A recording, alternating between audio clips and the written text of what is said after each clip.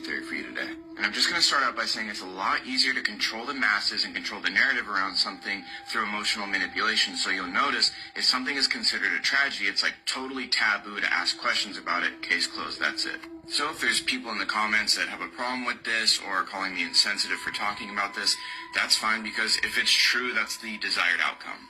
Anyway, this is the crew of the 1986 Challenger space shuttle mission. Infamously, on January 28, 1986, the space shuttle exploded right after takeoff. The disaster was broadcast on live television to 40 million viewers. Two men, Bob Eberling and Roger Boisjoli, worked tirelessly to warn NASA about an issue with the shuttle's O-rings, making calls and warning anyone that would listen going all the way back to October the prior year.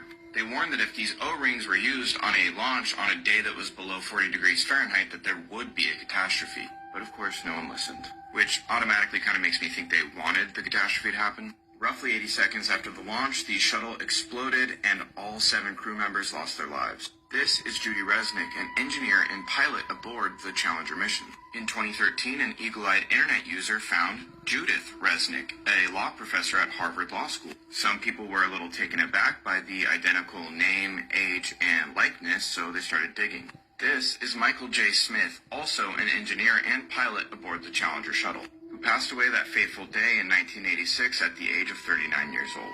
This is Dr. Michael J. Smith, professor of engineering at the University of Wisconsin.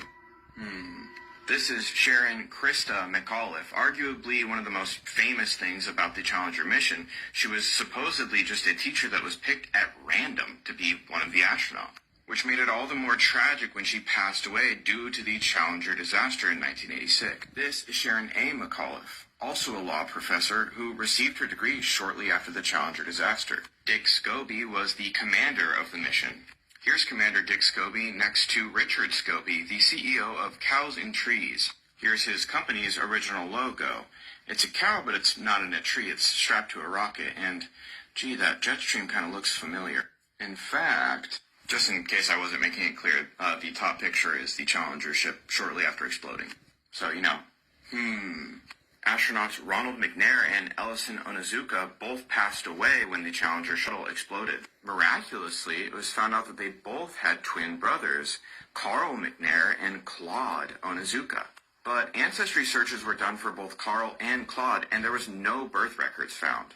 And the odds of 2 sets of identical twins in a crew of 7 are astronomical.